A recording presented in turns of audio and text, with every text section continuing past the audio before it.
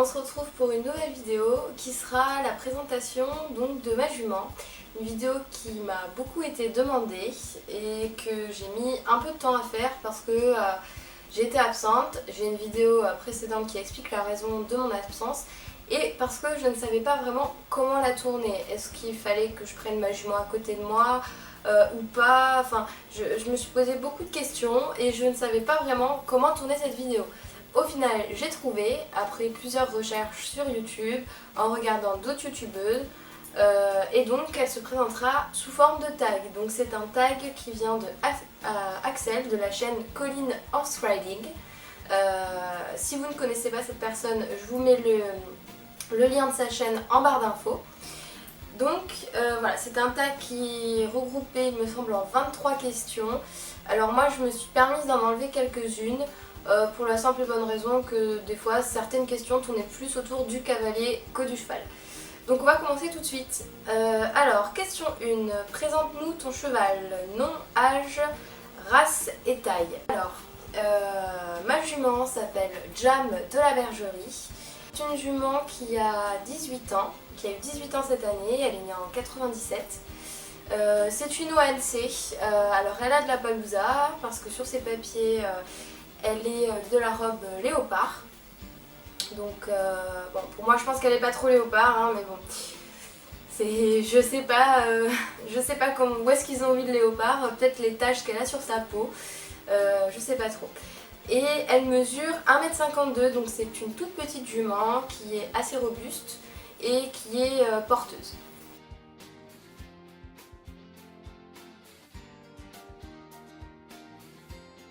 Question 2. Depuis quand t'appartient-il? Alors ma jument, je l'ai depuis le 30 septembre 2010.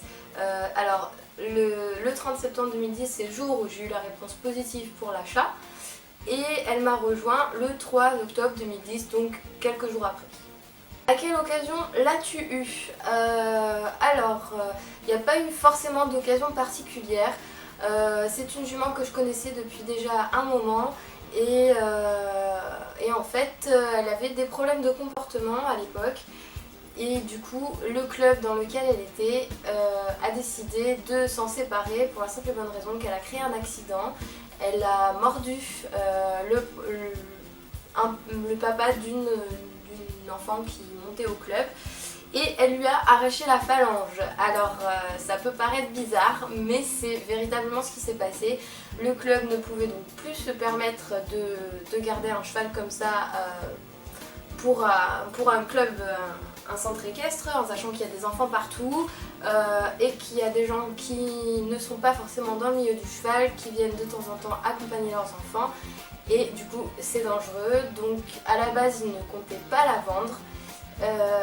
Mais après plusieurs discussions, ils ont finalement accepté que je l'achète. Te l'es-tu acheté ou te l'a-t-on offerte? Alors à l'époque j'avais 14 ans, donc je n'avais pas les moyens de m'acheter un cheval. C'est donc ma maman qui me l'a offerte à cette époque-là. Quel âge avait-il lorsque tu l'as eu? Alors je ne connaissais pas son âge du tout en fait. C'est une jument que je montais parce que j'étais dans un club pendant presque 10 ans et elle est arrivée comme ça, voilà. Et donc je la montais toutes les semaines parce que le feeling passait très bien. Donc mon coach partait du principe qu'à partir du moment où un cavalier s'entendait bien avec un cheval, il y avait quelque chose à en tirer, donc il laissait le couple en fait se former au fur et à mesure des séances. Donc elle avait, alors j'ai découvert son âge quand je l'ai acheté, quand on a eu le papier sous les yeux. À l'époque je l'ai acheté, elle avait 13 ans. Elle allait avoir 14 ans. As-tu changé son nom et si oui, pourquoi? Alors non, je n'ai pas changé son nom, tout simplement parce que son nom est court, moi je l'aime bien, ça lui correspond bien. Et puis j'avais pas vraiment d'idée après comme prénom, puis je voyais pas trop l'intérêt, ça faisait des années qu'elle connaît son nom, parce qu'elle connaît son nom, quand on l'appelle elle lève la tête, donc je voyais pas l'intérêt de changer son nom. Le connaissais-tu avant de l'acheter ou l'as-tu trouvé dans le cadre de tes recherches? Alors comme je l'ai dit un peu plus haut, oui je la connaissais déjà puisque elle est arrivée à mon club en janvier 2010, à l'essai. Je l'ai d'ailleurs essayé à l'obstacle, ça s'est très très mal passé. Voilà. En fait, je cherchais plus vraiment de cheval. En 2008, ma mère m'a dit que je pouvais commencer à rechercher un cheval. J'ai fait beaucoup d'essais, j'ai eu beaucoup de déceptions, que ça soit sur le cheval que j'essayais ou alors quand il passait la visite veto, parce que évidemment quand on voit un cheval qui est en vente, on s'imagine déjà faire des choses avec lui. Donc du coup, on est déçu quand il passe pas la visite veto et puis ça coûte cher. Donc j'avais décidé d'arrêter mes recherches et puis je me suis dit le cheval il viendra plus tard et je le trouverai quand je le trouverai. C'était pas une priorité. Donc oui, je l'ai monté pendant 7 mois en club avant qu'elle devienne ma jument. Est-ce le cheval que tu rêvais d'avoir? Alors non. J'ai rêvé d'avoir un pur race espagnol, soit un entier, soit une jument. Mais c'est pas du tout le jument que je voulais avoir. Je l'ai acheté parce que je m'étais énormément attachée à elle et que je ne me voyais pas la laisser se faire euthanasier ou la voir partir chez un marchand de chevaux. C'est une jument qui était mal comprise, qui avait vraiment besoin d'un cavalier en particulier, enfin d'un propriétaire, c'était pas le cheval de tout le monde. Et je savais très bien que qu'elle avait du potentiel, que ce soit dans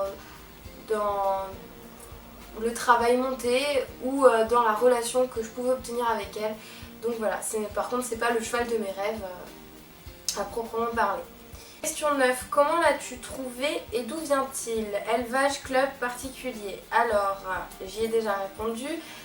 C'est une jument qui était à mon centre équestre à l'époque et du coup j'avais même pas besoin de l'essayer ou quoi que ce soit puisque je la montais déjà toutes les semaines depuis 7 mois. Donc voilà, je l'ai acheté à mon centre équestre, à mon ancien centre équestre. Question 10. Était-il parfaitement dressé quand tu l'as eu? Alors non.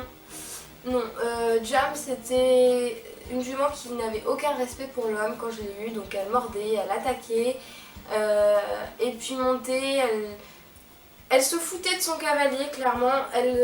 C'était un pantin. Le cavalier était un pantin, c'est-à-dire elle a parfaitement conscience qu'elle est plus forte que nous. Et du coup, elle se sert de ça parfois, à certains moments, peut-être pour nous faire chier, j'en sais rien parce que je suis pas dans sa tête. En tout cas, pour nous faire comprendre qu'elle en a marre et qu'elle veut qu'un exercice en particulier s'arrête. Donc non, elle n'était pas parfaitement dressée. J'ai continué à prendre des cours avec elle dans un autre club au début. Et après, je me suis vraiment débrouillée toute seule. Je prenais des conseils à droite à gauche. Je regardais des vidéos sur YouTube de chevaux compliqués. Alors pour vous dire que quand je l'ai eue, elle avait 13 ans. Elle ne savait pas du tout se mettre en place. Elle ne savait pas je vais recommencer. Elle ne savait pas faire tout ce qui était déplacements latéraux ou des choses comme ça. Donc j'ai dû vraiment tout reprendre de A à Z. J'ai commencé vraiment avec mon ancienne monitrice qui était vraiment basée sur le dressage alors que moi je détestais ça. Je n'aimais pas du tout le dressage et elle m'a fait apprécier cette discipline et Jam s'est avéré que c'était une très bonne jument de plat. Donc du coup maintenant elle est vraiment super en plat. Bon, il y a encore 2-3 petits défauts, mais ça maintenant, vu l'âge qu'elle a, je pense que c'est des défauts qui sont impossibles à corriger, mais on fait avec. En tout cas, c'est une jument qui est très polyvalente et on peut vraiment faire de tout avec elle, de tout.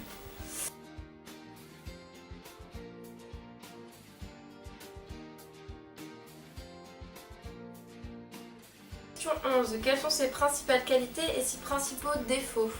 Alors, ses principales qualités, je dirais que c'est une jument qui aime travailler. C'est pas une feignasse, elle aime ça. Elle se donne vraiment. Alors, je dis pas qu'elle se donne à 100%, c'est-à-dire que si nous on fait pas des demandes correctes, elle va pas le faire pour nous. Il faut vraiment que notre demande soit précise et elle va se donner vraiment, elle va faire de son mieux. Il y a des moments elle va traîner un peu les pattes ou des choses comme ça, mais dans l'ensemble c'est une jument qui a du cœur. À partir du moment où on la connaît et on apprend à lui donner notre confiance et vice versa, elle nous donne énormément. Il n'y a pas... Il n'y a pas à dire là-dessus, c'est justement ce que j'apprécie chez elle. En extérieur, elle n'a peur de strictement rien, elle part en balade seule ou accompagnée, il n'y a pas de problème. Ça, elle passe partout, elle se déconcentre vite par contre, mais sinon elle passe vraiment partout, il n'y a aucun souci là-dessus. Et ses principaux défauts, je dirais que elle, en fait, c'est une jument qui est très sanguine et elle se stresse toute seule. Elle se stresse, elle se braque toute seule et à partir du moment où elle est braquée, on ne peut plus rien obtenir d'elle. Alors ça peut aller très très vite, hein. Il suffit qu'il y ait une action de main trop forte ou quoi que ce soit et c'est bon, elle est braquée et là on n'a plus qu'à descendre du cheval et à sortir de la carrière. Donc c'est une jument qui est très délicate à monter, il faut vraiment pas s'énerver dessus. Moi je les ai fait, je me suis énervée dessus quand j'étais plus jeune parce que je ne savais pas faire en fait autrement. On m'avait pas appris à faire autrement, donc j'ai dû me remettre en question énormément de fois. Mais au final ça paye, ça a payé et voilà. Question 12, que comptais-tu faire avec en l'achetant et que fais-tu maintenant? Alors, quand je l'ai acheté, je visais plus un cheval aux alentours de 10-11 ans. Pour faire de la compétition en saut d'obstacle. Il s'est avéré que comme elle n'avait pas de papier, la compétition était assez limitée. Et du coup, je me basais vraiment plus sur le fait d'avoir une relation avec elle, de vraiment approfondir une relation. Je cherchais vraiment un lien avec un cheval plus que comme un partenaire, comme un compagnon, plus que pour un cheval que je monte dessus et hop on va remporter les premiers prix, voilà. Et maintenant vu qu'elle est en pré-retraite, voilà, je fais des petites séances pour la maintenir en forme physiquement et je suis plus basée sur la balade maintenant. 13. Ton cheval vit en club, en écurie de propriétaire ou chez toi? Vit-il en box ou en pré? Alors, elle est actuellement dans une écurie de propriétaire. Et elle vit au pré H24 depuis que je l'ai. De toute façon ça n'allait pas en box et puis les pensions en box c'est beaucoup trop cher. Moi je pars du principe qu'en plus un animal comme ça ne s'enferme pas, donc elle est au box hiver comme été, de nuit comme de jour, voilà, et ça lui convient très bien. Elle s'est tout de suite adaptée à cette vie là et mentalement j'ai un cheval qui est beaucoup mieux dans sa tête. Question 14, combien de fois travaille-t-il par semaine? Alors ça dépend de la météo, ça dépend de quand est-ce que je peux y aller, ça dépend de plein de choses. J'essaye de la travailler 2 fois par semaine au moins, mais voilà, après ça dépend de plein de choses. Donc j'ai pas de moyenne à proprement parler. Question 15. Combien avez-vous sauté au maximum et combien sautez-vous maintenant? Alors, au maximum, j'ai sauté 1m30 avec elle sur un obstacle isolé. En liberté, elle a déjà sauté 1m40 facilement. Mais après, j'ai pas testé sa limite. J'étais pas vraiment dans l'optique de tester sa limite ou quoi que ce soit.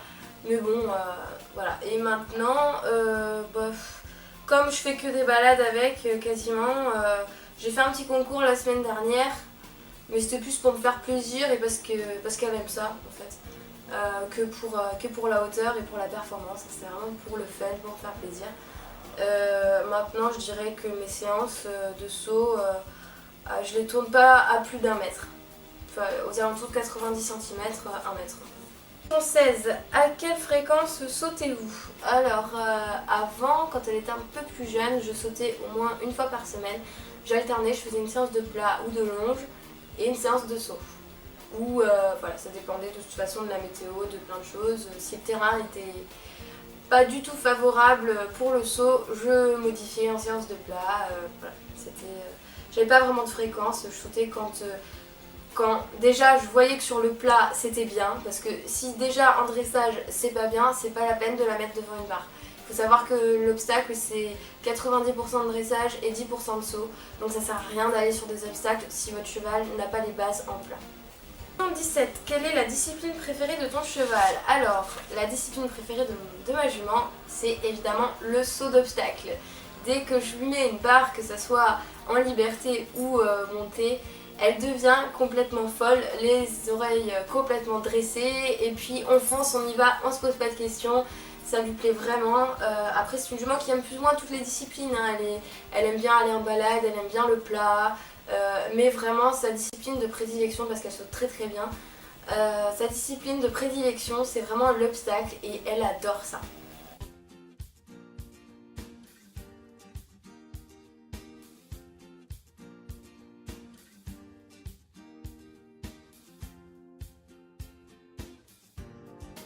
Question 18. Est-ce un cheval pour tous les niveaux? Alors non, pas du tout.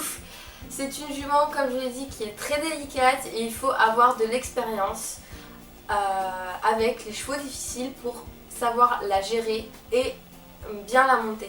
C'est pas un cheval que je pourrais passer à un gamin pour qu'il se fasse la main dessus. Certainement pas. Elle sait très bien qu'elle a à faire sur le dos. C'est-à-dire que elle va voir qu'un cavalier qui n'a pas beaucoup d'expérience et qui lui demande pas grand chose, elle va vite en profiter pour le dégager ou pour faire des bêtises et pour que le cavalier se fasse peur. Alors que si c'est quelqu'un qui directement en montant dessus, il met les choses au clair, c'est-à-dire c'est comme ça, c'est pas autrement et voilà, elle va vraiment être beaucoup mieux. Mais non, c'est pas un cheval pour tous les niveaux, c'est un cheval c'est une jument qui est très difficile et ça me porte préjudice, hein, parce que du coup je cherche des demi-pensions et j'ai eu beaucoup d'essais et j'ai eu beaucoup de déceptions et les cavaliers se sont fait peur dessus, donc voilà.